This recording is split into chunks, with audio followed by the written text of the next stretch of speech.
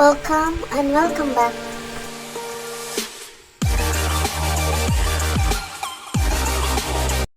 Hello guys! Kumusta po kayong lahat?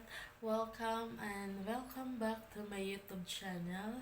This is me again, I Diaries. For today's video guys ay tuturuan ko kayo kung paano mag-book ng plane ticket step by step. Sa video ito guys, matutunan nyo kung paano makasave o paano makatipid kung kayo ay kukuha ng plane ticket. Pwede naman guys na sa mga ticketing office kayo kukuha, pero syempre may mga service fee na yan or processing fee na ipapatong. So kung kayo guys mismo ang magbubook ng inyong mga plane ticket, malaking pera ang masisave niyo po. Halimbawa na lang, 4 na tao kayo na sasakay ng eroplano. So halimbawa, 300 pesos ang ipapatong ng mga ticketing office per person. So, 300 pesos times 4 equals 1,200 pesos guys.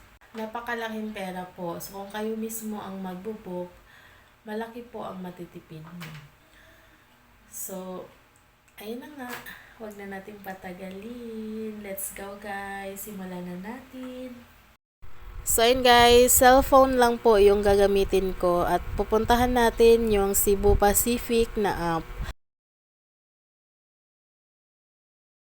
Tapos pag pinindot nyo yan guys, mapupunta kayo dito sa yan, dyan. Makikita nyo po yung round trip. Pindutin natin yung triangle na pabaliktad na dyan sa katabi ng round trip. Pindutin natin yan. Merong 3 choices, round trip, one way, at multi-city. So, itong one way yung pipiliin natin. So, next guys, ay pipili kayo ng lugar na pupuntahan nyo. So, itong Manila ay okay na yan. Mag-search ako kung saan pupunta. So, papunta tayo ng Tacloban. So yun guys, pag nakapili na kayo ng lugar kung saan kayo manggagaling at saan kayo pupunta, ay dito naman tayo sa depart kung kailan kayo lilipad. So yun guys, mamimili tayo ng mura-mura na ticket. So ayan, August 6 yung pipiliin natin. Tapos, pag nakapili na kayo ng date, ay select dates nyo lang yan. So, yun guys, dito sa ibaba ng date, meron dyan na guest kung ilan yung kukuhanan nyo. Pwede nyo yung baguhin, pwede kayong mag-add kung ilan yung adults, pwede kayong maglagay kung ilan yung children, meron din dyan kung ilan yung infant on lap or kakandungin nyo, meron dyan infant on seat. Pwede kayong mag-ano dyan, mamili kung ilan ang ilalagay nyo. So, ang pipiliin lang natin guys ay 1 adults lang. Pindutin lang natin yung done. So, ayun guys, pag okay na, pindutin na lang natin yung search flights.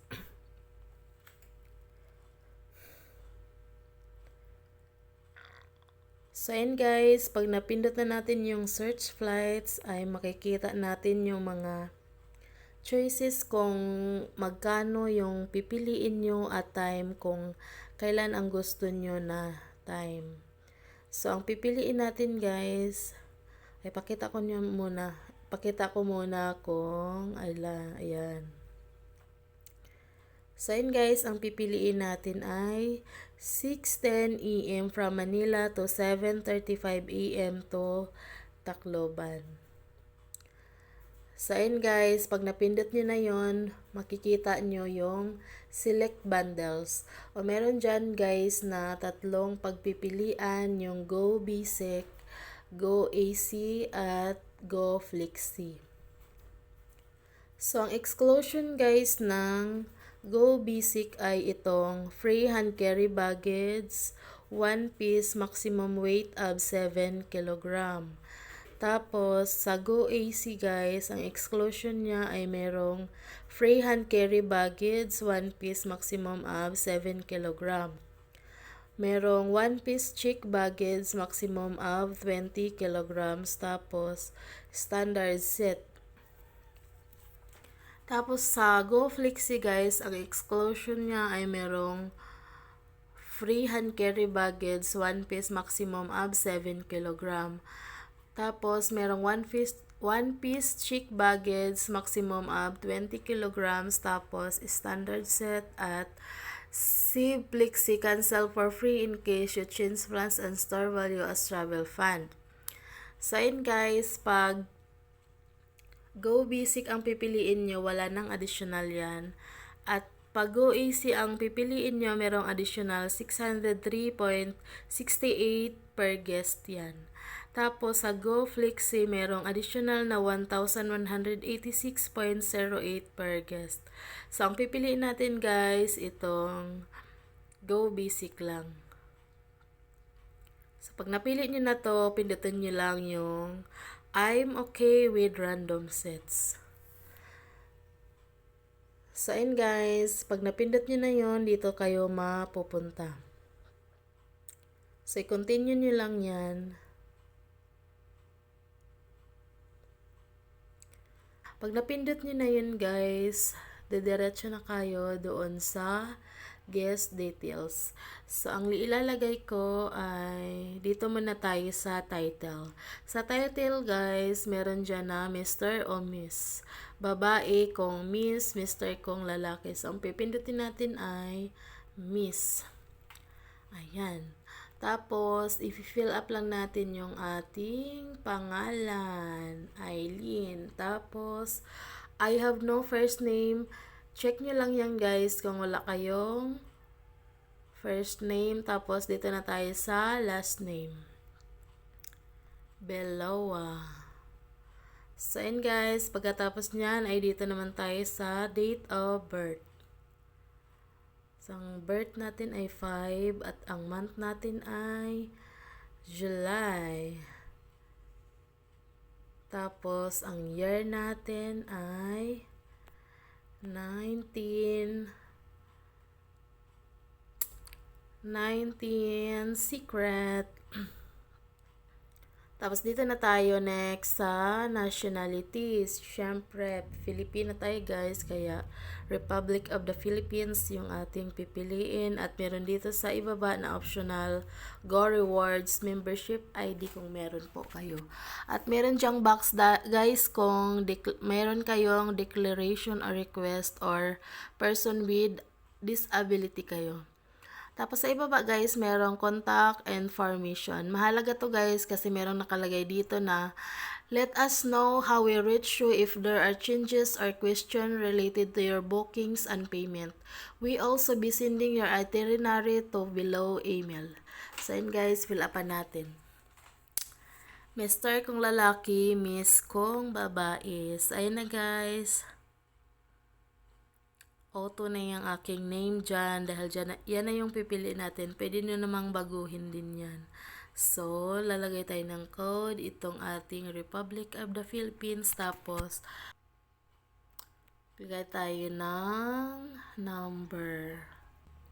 Tapos, yung email guys, meron na dyang akong automatic. Pag wala pa kayo guys, maglagay lang kayo dyan. Tapos, dito sa ibaba, merong box dyan, nakalagay, I confirm that I have read, understood, and agree to the updated Cebu Pacific Privacy Policy, which provides additional information on how my personal information is used. So, pwede nyo yung basahin guys, pindutin nyo lang yung privacy policy na kulay blue at kung okay na, i-check nyo lang yung box dyan sa gilid. Tapos, continue. So, yun guys, pag i-continue nyo na yan, makikita nyo ang add-ons. So, ang price ng ating ticket guys ay 2,095.40 kasi yung ating travel share or insurance ay nag-auto-select yan. So, pwede natin yang i-remove. Pindutin nyo lang yan guys kung gusto nyo yang i-remove. Dito nga pala sa insurance guys, meron dyan na ang exclusion nito ay medical expenses including COVID-19 coverage up to 1 million, trip cancellation including COVID-19 coverage up to 50,000, personal accident up to 1 million, loss of damaged luggage and other personal items up to 50,000, travel delay up to 20,000. So, 417 yun guys. So, pag ayaw nyo yan lagyan, pwede nyo yang i-remove. So, ayun guys, pag na-remove na, proceed to payment na tayo.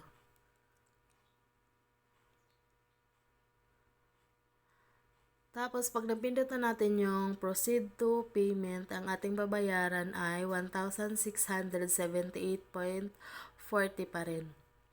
So, ayun guys, dito sa box na kulay blue, meron diyang nakalagay na by clicking continue, I confirm that I have read, understood, and accept the conditions of carriage. So yun guys, pwede nyong basahin yan, yung terms and conditions. Tapos pag okay na, i-click nyo lang yung box na kulay blue at mag-continue. Tapos pag i-continue nyo guys, merong nakalagay, you're almost there. You will now redirected to our payment page. In case you want to modify your selection or turn to your booking summary, click the X in the top right corner. So, pindutin na natin yung Pay Now. So yun guys, pagkatapos natin yun pindutin, dito na tayo sa payment. Yung mga pagpipilian nyo guys, pwede kayong gumamit ng travel fund kung meron kayong travel fund, credit card or debit card kung meron kayo. Kung wala, pwede kayong gumamit ng e-wallet, Paymaya, or Maya, GrabPay, PayPal, or GCash. Meron din guys na payment centers. Dito, mamimili lang kayo dyan guys. Marami yan, payment centers. Kaso pag ito yung pipiliin nyo guys, merong additional na 112 hold fee. So, itong GCash yung pipiliin natin guys para 1,678.40 lang yung ating babayaran. At may additional yan nga 1%.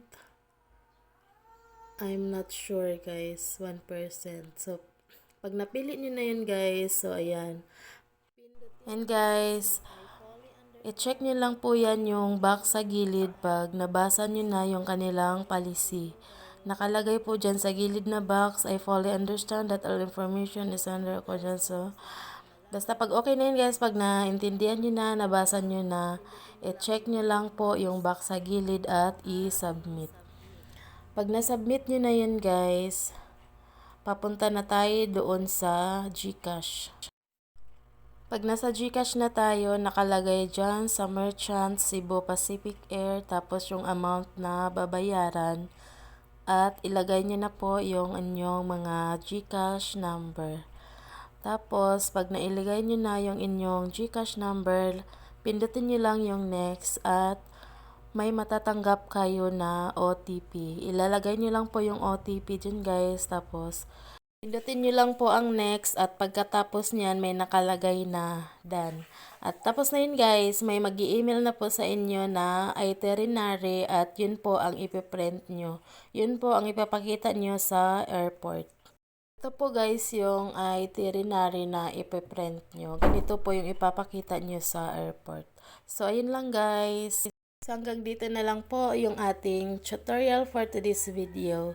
Kung bago pa lang po kayo sa aking channel, please don't forget to like, comment, and subscribe. Thank you for watching guys. See you next video. Bye!